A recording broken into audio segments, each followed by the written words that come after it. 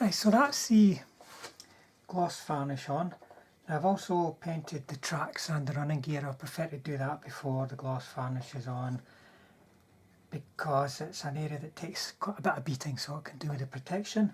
And just so you know, the tracks here are US olive drab. Just dry brush with metallic colour and then some dark rubber for the tyres. You can see this guy here has got a much softer fading than the other guy, and I was just too quick with that. What I should have done was, when I put my first band of colour across there, just stipple the edges a bit, let it dry, and then do the same process again, drawing it down. And that way you'll get a softer transition. Now, I'm going to be using enamel paint wash for this. The enamel just allows it to flow perfectly into all of the panel lines and features. I'm using an AK Interactive wash, but to be honest, most of the washes are all pretty much the same. It's the colour is the most important bit, and I tend to go with as dark a colour as I can get. You'll notice there's a wee bit of blue tack on top. This stuff is really runny. It's very easy to knock it over. I always stick the bottle down with some blue tack, and then it's nice and solid. You can see, or can you? Try and get it in the camera. So you have to really properly hit that for it to knock over. And then also I've got this, which is just an empty bottle with some thinner in it. And a little bit of tissue paper just to freshen up the brush. I'm going to be using two brushes. They're pretty beat up, both of them. This one here I use for what I call keying the surface. So I'm going to take some thinner. I always start in the engine grills. You can always prepare your wash outside of the bottle, like such as on a palette. I prefer just to work from the bottle. Maybe I'm a bit lazy. But when you're working from the bottle, the paint is always at its thickest when you first start, so that's why I always start on the engine deck, typically because there's lots of open grills.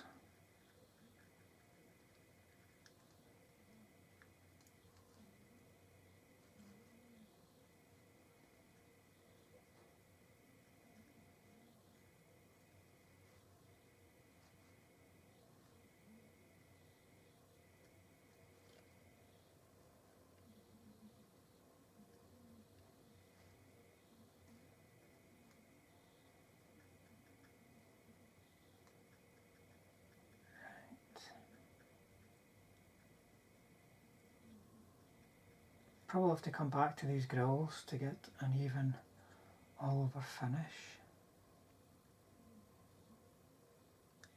But because they are covered in thinner to begin with, there's more chance of the grills themselves, the slat so to speak, of the paint shrinking off them.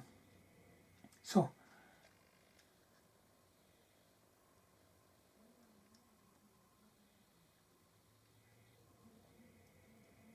just go around these features.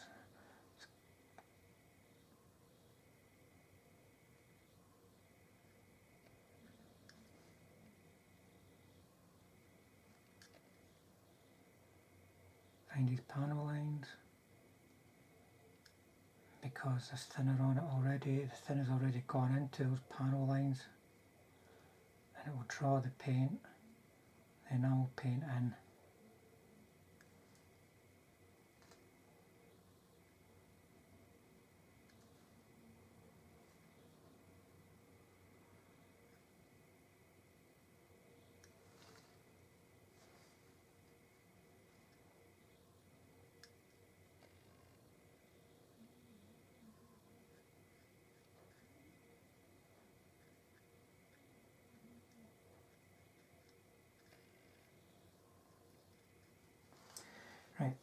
clean my brush off a bit.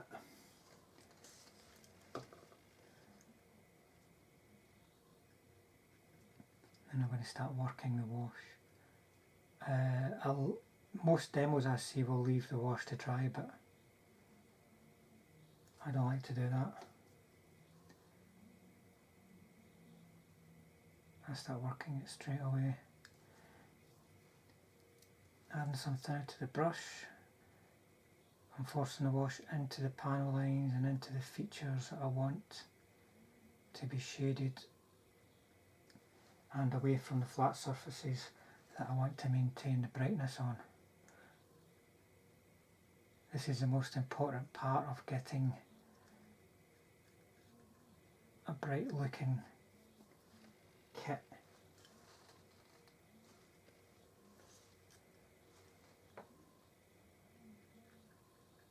If you put your shade on too dark,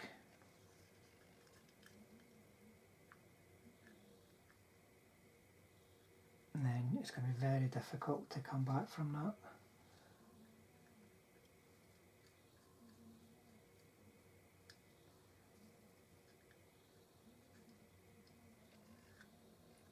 You can always use your fingers as long as you're careful where you put your fingers afterwards.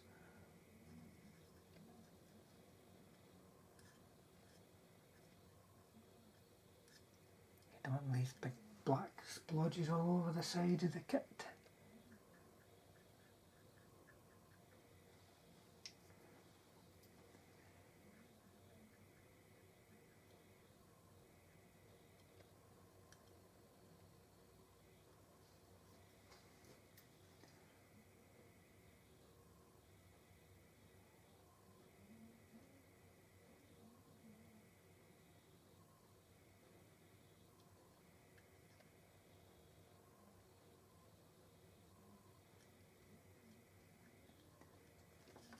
So I'm pretty much just going to carry on like that. That's one of the darker looking areas that you'll see because of all the grills.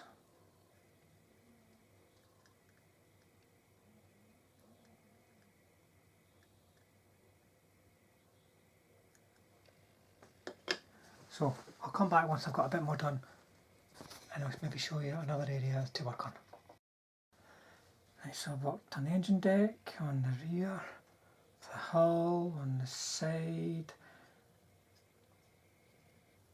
on the front around the hatches.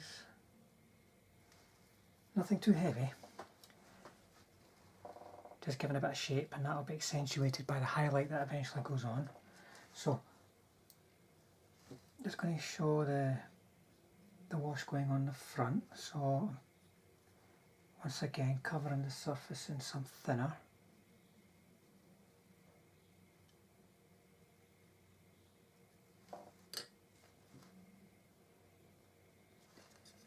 Pick up my paint, and then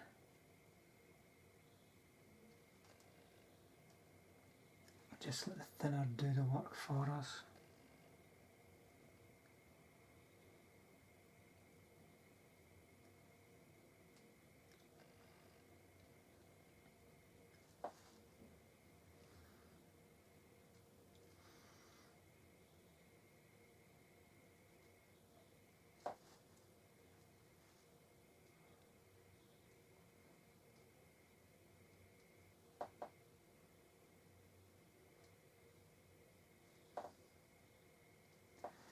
Though it's far from a completely controlled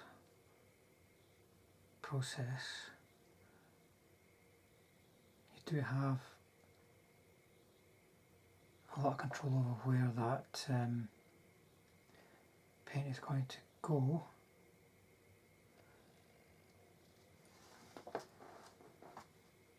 What stops it from getting out of hand and getting too dark on the flats.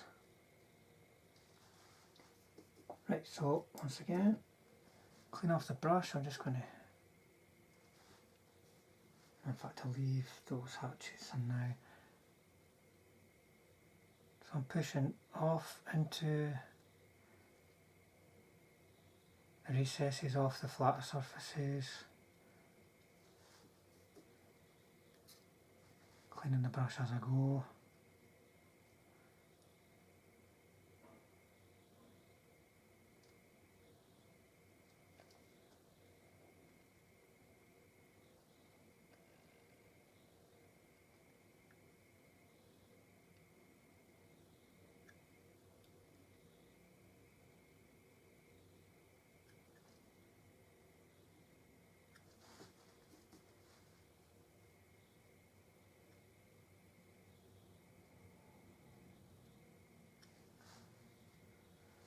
And a little touch up back in here.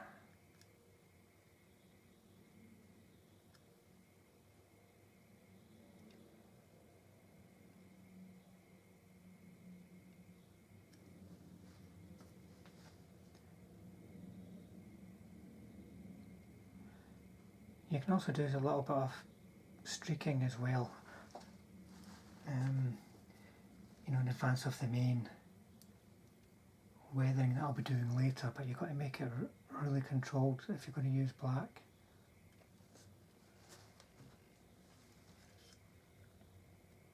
Especially on a light surface such as this.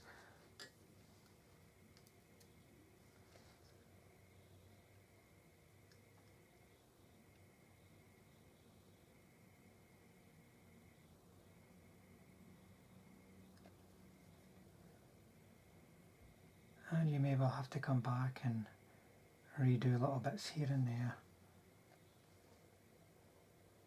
Some bits may want to draw the paint off every time.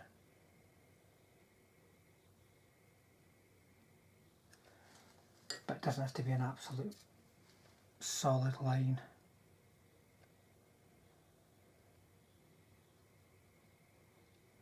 As long as it's shade, that's all we're doing.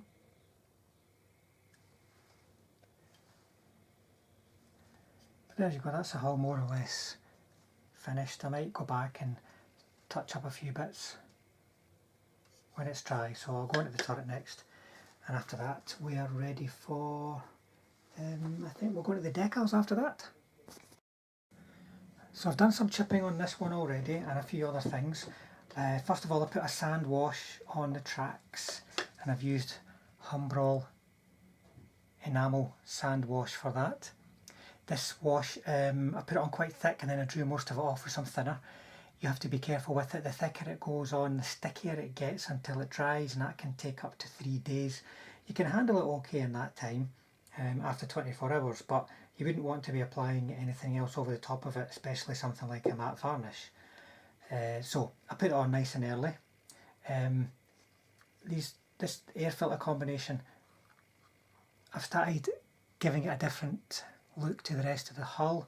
The tubes here are flexible kind of tubes, so I wanted to get them looking like that. The cans on the back, I'm going to just put a little filter over them, a little brown filter to change the base colour a bit. But let's go on to the chipping. So this guy here is needing some chipping. I'm starting with my Iraqi sand, Vallejo Iraqi sand. I'm going to put it on with a small brush.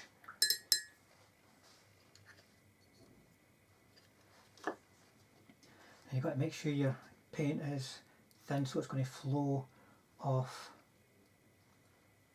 your brush but not flow across the surface. So let's see. This is all about initially just creating some random scratches.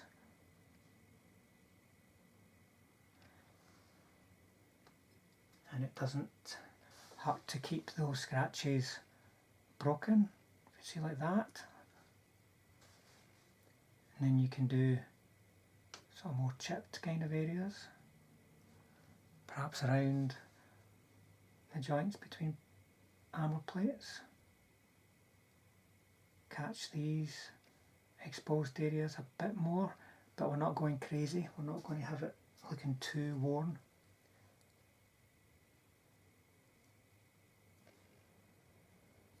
And you've got features such as vision ports and hatches, and you can afford to wear them a bit more, but you don't want to go crazy unless you want a really worn one vehicle. And then I'm going to put some scratches along this line here. And I'm kind of like just sort of bouncing the brush up and down off the surface. Put something around the hatch. And this here, which might be an extractor fan, I'm not sure.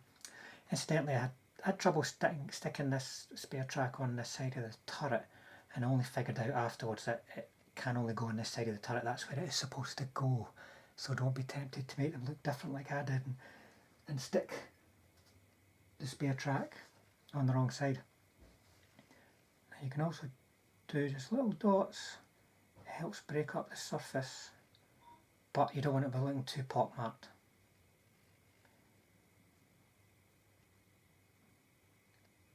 Oops, a bit too much there, but because I'm doing this on a gloss surface, it's very easy, with the paint being as thin as it is, just to draw it off with your finger. Now this takes quite a bit of patience. Something I've learned over many years of doing this. Just getting it in the right place, not just covering it everywhere. Now, I'm not going to try and do the whole thing here. Let's clean that brush.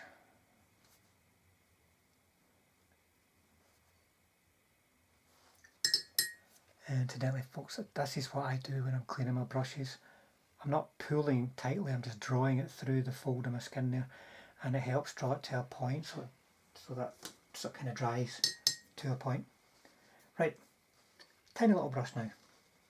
This is the Army Painter Insane Detail brush, and I'm going to fill in the centre of most of these scratches. Now there's very little paint on this, it's got to be nice and thin if it's going to float off.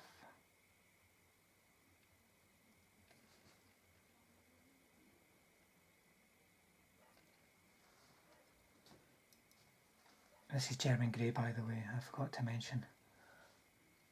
Vallejo German Grey.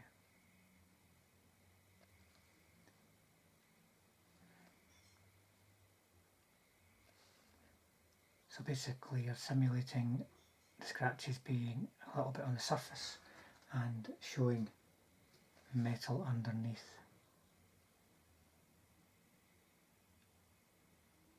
If it wasn't a tank that had originally been painted in German Grey, actually, I would probably be using German Camo Dark Brown for a rusty, dull, metallic look, but I'm imagining these guys getting repainted to go into the African theatre.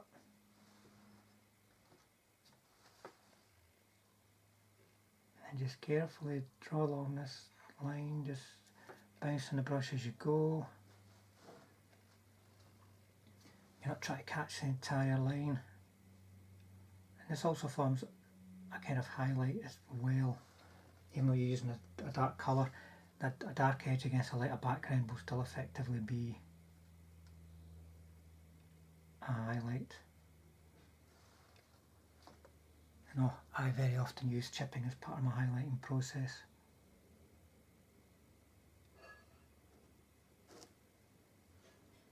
Anyway, I'm going to be repeating this over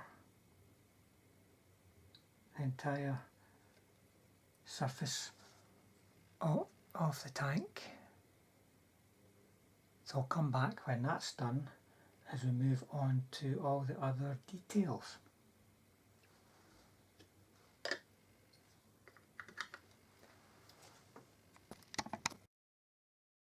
Right, so I've got some grey down on the metallic areas. I'm using German Dark Grey, Vallejo German Dark Grey, and then hopefully it's coming across on the camera as I want to give a look at the sort of the wiry nature of the cables, basically, not just a big long line with a big long highlight. So I've been placing dots all the way along using, what is that, dark sea green. And it was just a grey that was light enough but not too light. So I'll show you what I mean on this one here.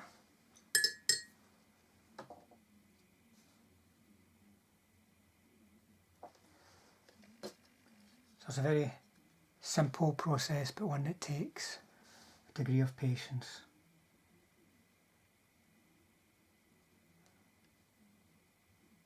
Nothing more complicated than this.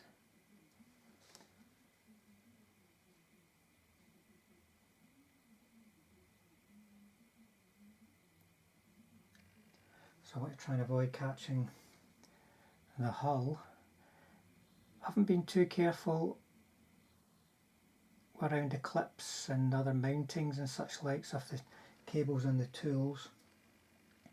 I can always tidy them up because I'll be wanting to highlight those areas anyway and bring them out a bit. But I want to be careful around the hull. I don't want to be having to go back and fix the hull.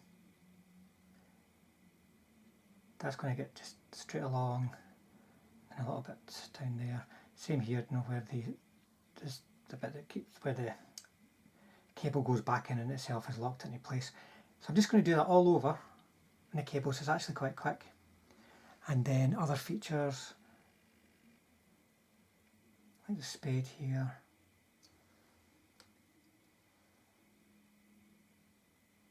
the tow hook,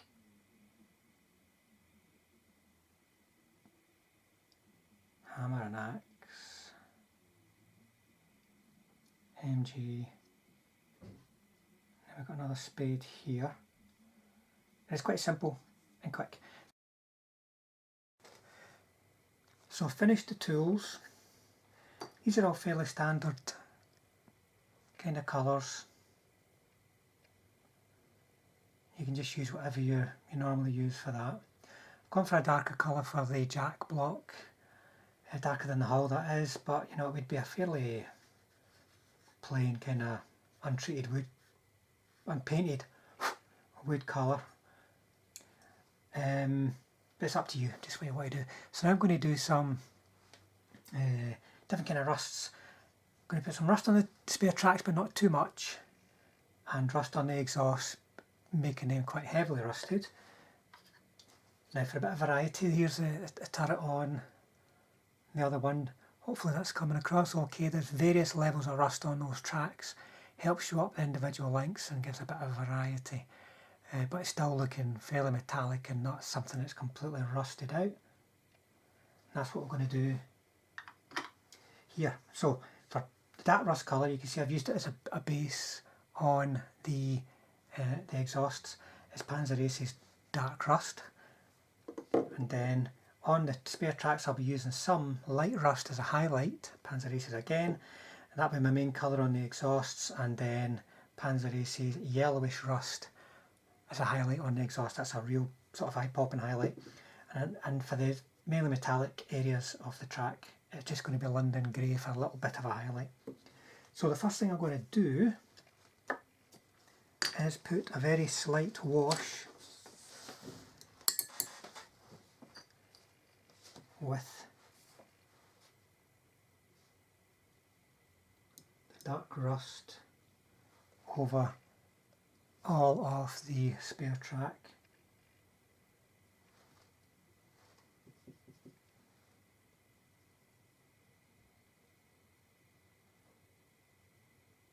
Just want to tone it down all over. Let's try and keep this in shot.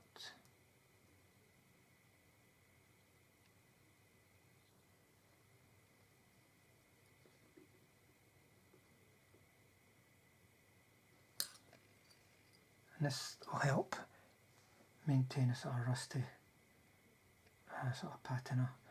A good paint for this, I don't have any on me just now, but is Tamiya Hull Red. Tamiya paint, when you wash it on with water, it dries grainy. You can use it for dusting and for sort of rust effects. Very, very similar finish, though not as fine and controlled, but a similar finish to what you can achieve with pigments.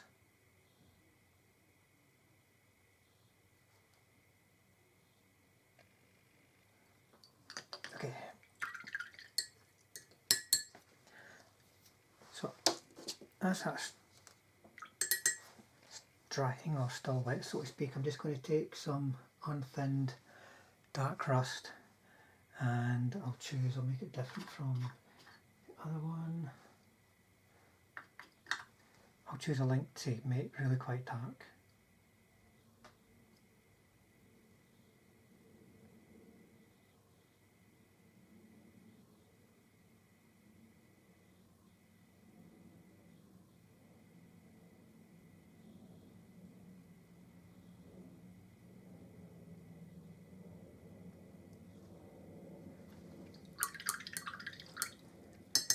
That's all we need for that. Then we take the light rust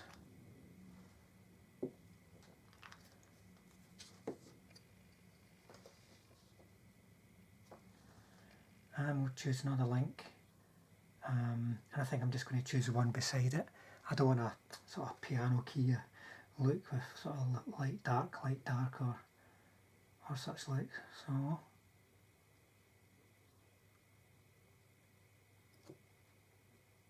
and the fact that I'm painting onto a wet surface means it isn't going to be an absolutely solid finish on it, but that's fine.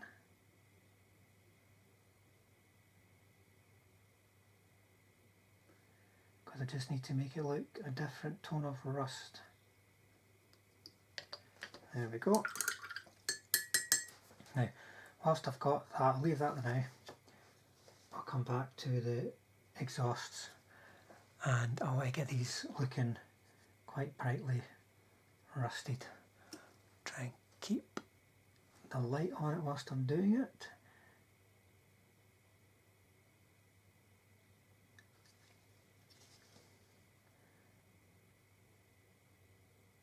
Not looking for an entirely solid finish. I want some of this dark rust showing through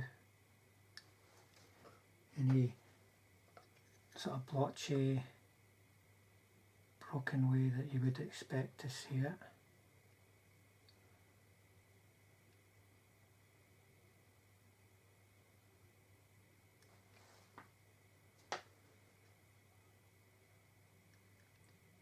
I'm making a couple of mistakes around there with just because of the angle I'm holding it at, but I'm going to be blackening this area down a bit, so I'm not too worried about that. So there you go, that's the main colour on for the exhausts. Right, let's go back to the tracks. I'm just going to toughen up a couple of bits on this one. But you can see I'm quite stabby with the brush, not trying to be too precise. And then little bits of highlight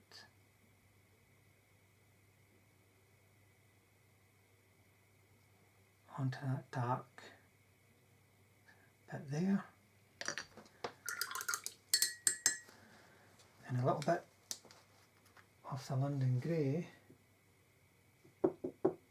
Very little needed. Now I want some highlight on the other track, but you've got to be very careful with this, you don't want to go over the top. Just little dots, just to help the shape pop a little.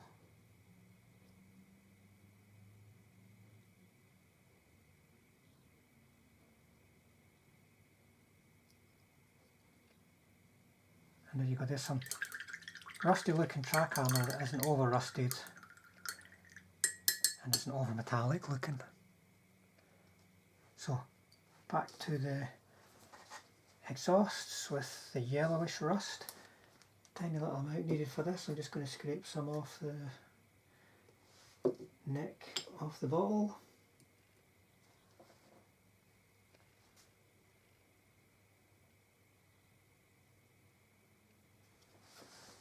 and this is really just little bits to catch the eye.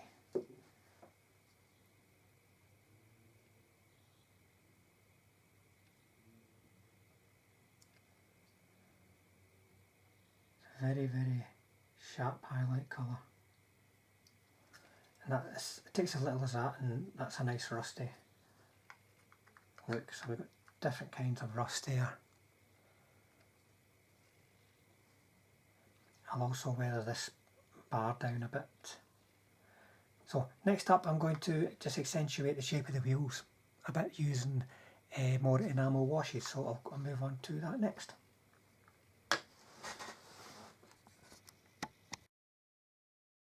So the tracks, or the wheels, sorry, they're nicely weathered down, but they are a little bit bland, lack a little bit of depth.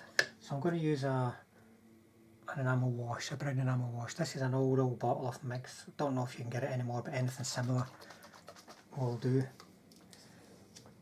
Now I've already put an enamel wash over the track, so I'll have to be very particular about this. I don't want to be smearing it everywhere and having to draw it off like I might do with a other kind of pin wash, so I've got to be careful.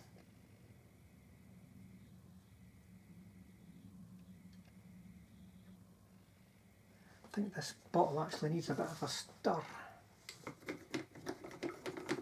Sometimes your enamel paint, especially if I've not used it for a while, if you can see that.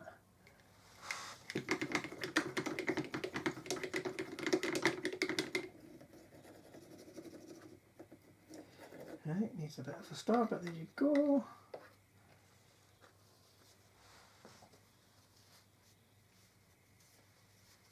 Just cleaning off my brush.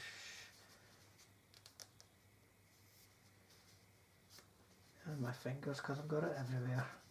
Right, let's give it another shake, folks.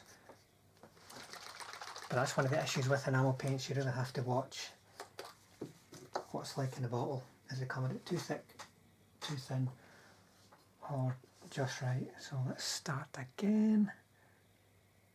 See, that's much more like it.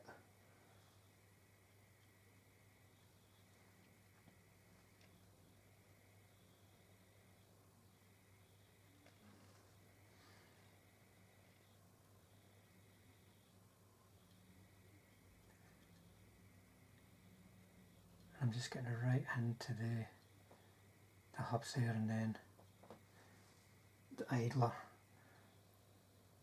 on the back here can do with a nice solid wash to get it a bit of contrast, a bit of depth.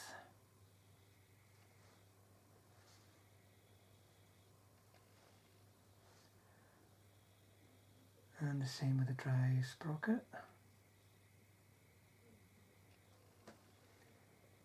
Now I'm also going to have to get it around this rim.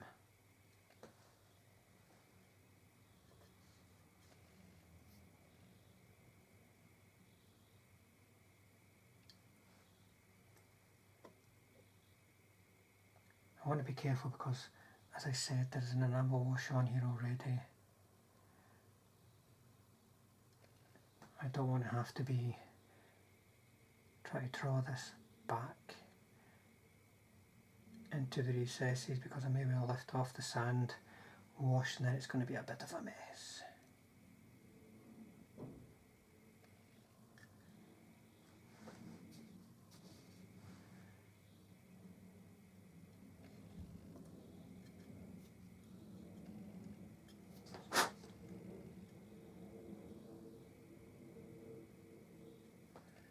I'm going to let it dry like that as well to stop it flowing down to the bottom, but I can just flip it over and do the other side.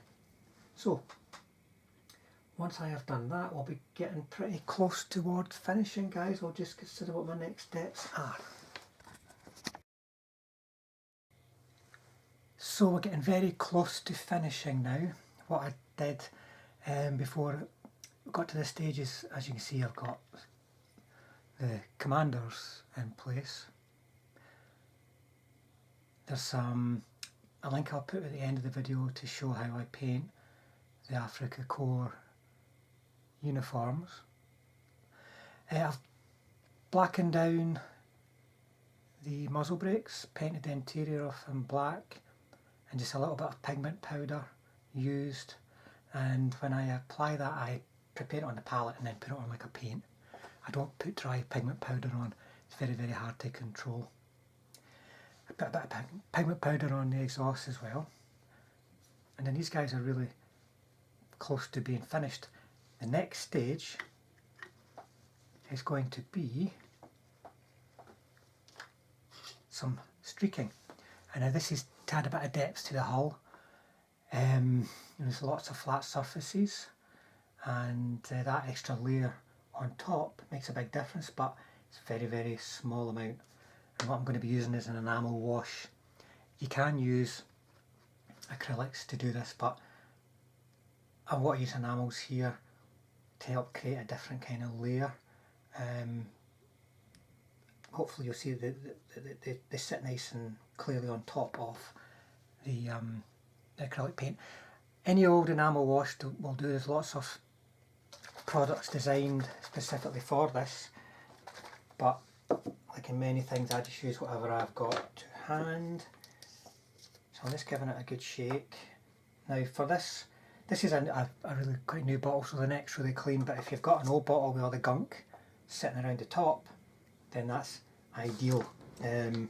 Use that gunk and you're going to get a lot more control because it won't be so fluid. And I'm also going to have a bit thinner to hand as well because I'll need that to draw off, as you'll see, to draw off the paint. Right, so there you go. I've got a bit of gunk from the neck of the bottle. Right, let's see if I can get this in shot. So here's a feature here, this periscope. I put a little lump there and then maybe a couple over here. So I've got some tissue, just clean that brush off a bit. And then with just a bit thinner on the brush, you don't want it dripping, you just want the brush damp. We're going to shape these. Excuse me if I turn this around. I'm going to shape these little dots that we painted on. Now that one there is just a little bit too heavy.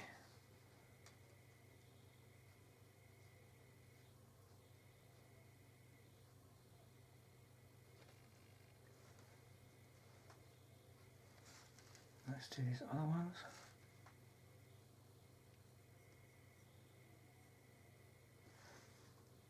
Now, you don't want them all to be the same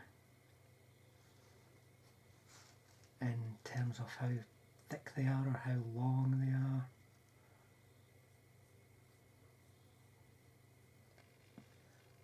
Sometimes you have to go into the other side because you might end up just pushing it along as opposed to drawing it down.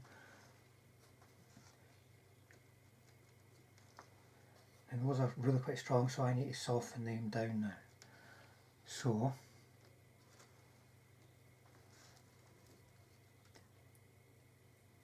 got to try and keep them going straight as well.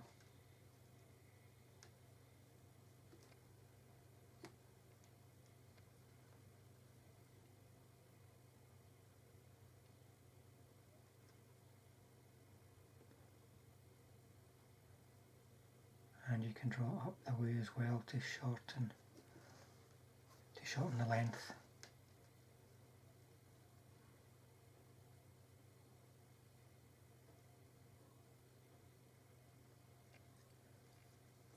And there's some sort of streaky runoff.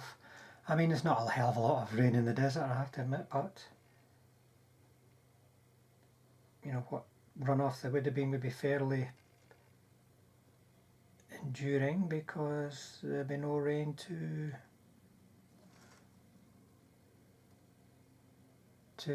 draw off any further. Now, just going to soften them down a little bit more.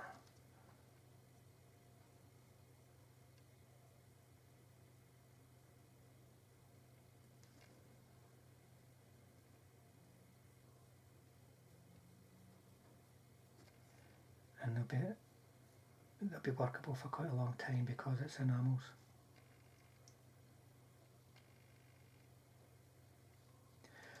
But you want to make sure you're happy with how an area looks before you move on to another area, because it will be difficult to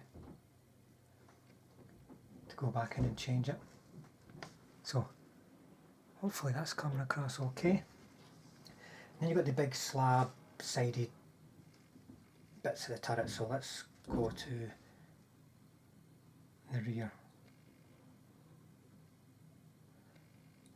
You don't want to be too symmetrical when you're doing this, but you want to try and observe features where you might get runoff developing from.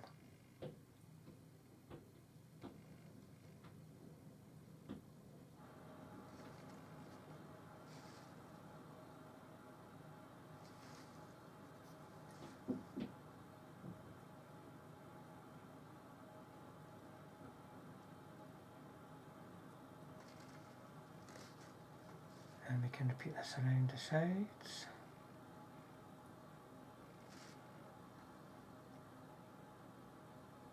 Put under that vision port.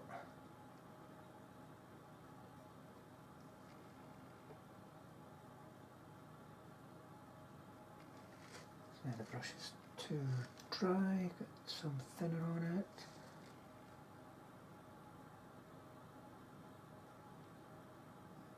That's also helping to weather down that decal a bit.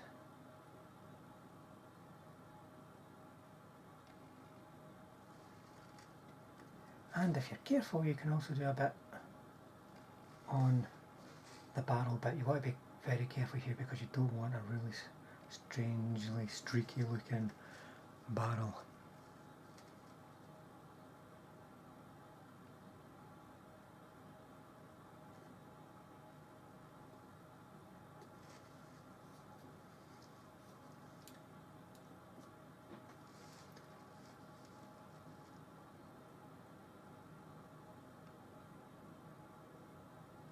Soften it down again. It's a bit too much thinner on there, but that's okay because it gets nice and soft and then you can shape it.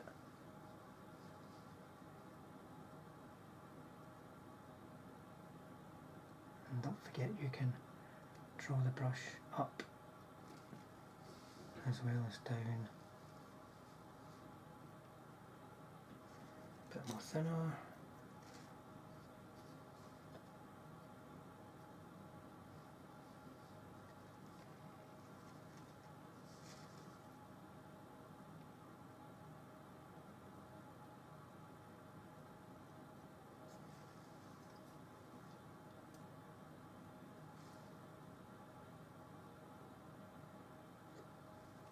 And then let's see, maybe a bit down the inside area of that pin there.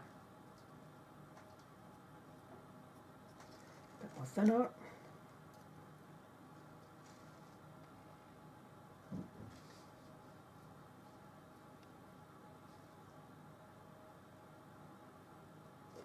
And you know, they don't have to be really, really strong, distinctive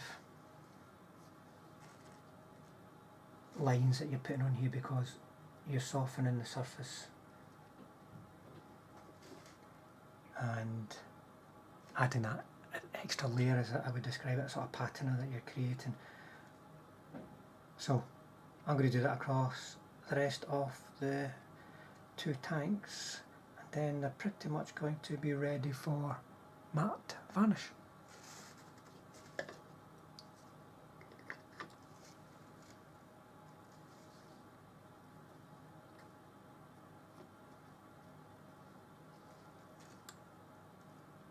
So I think next time you see these guys, they will be finished. So here is the final product after the varnish. The matte varnish has been sprayed on.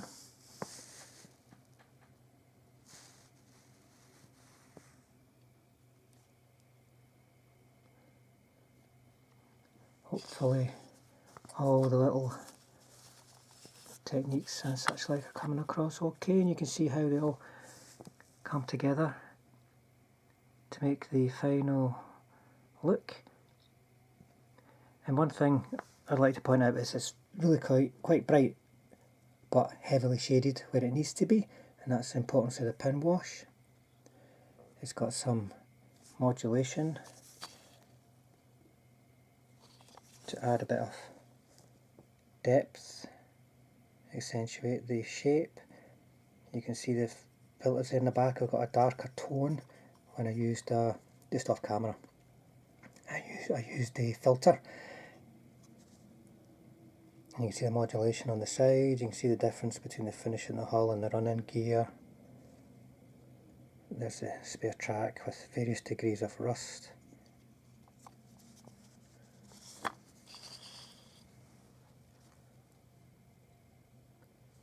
So you've got two interesting vehicles that are basically just one colour. No fancy camo like you would expect to see on Tiger tanks. And as I said at the start of the video, these are all about nice looking wargaming kits. Hopefully it'll give you some ideas of how you can do your own, maybe give you a bit of confidence about trying the modulation. And remember that fading technique that I showed is a good way of accentuating that modulation and helping it pop a little, so that you can just put on the 3 stages of colour. Some modulation requires a lot more, but on a tiny little kit like this it's going to be difficult to achieve that difference in grading in the colours.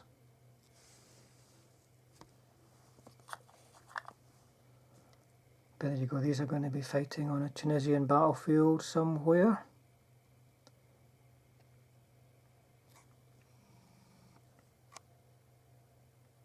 So I hope you enjoyed the video, folks. I shall learn from what I have put together here. Certainly going to try and improve what I do in terms of recording my airbrushing. I don't want to be going off camera. It was something that used to happen when I was just trying to video my standard brushing. So I'll have a look and see if I can improve what I'm doing and show you some more airbrushing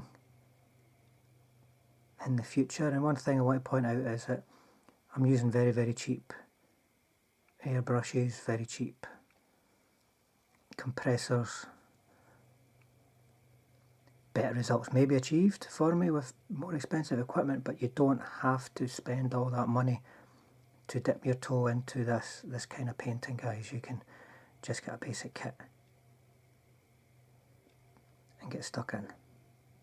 So thanks for watching, guys.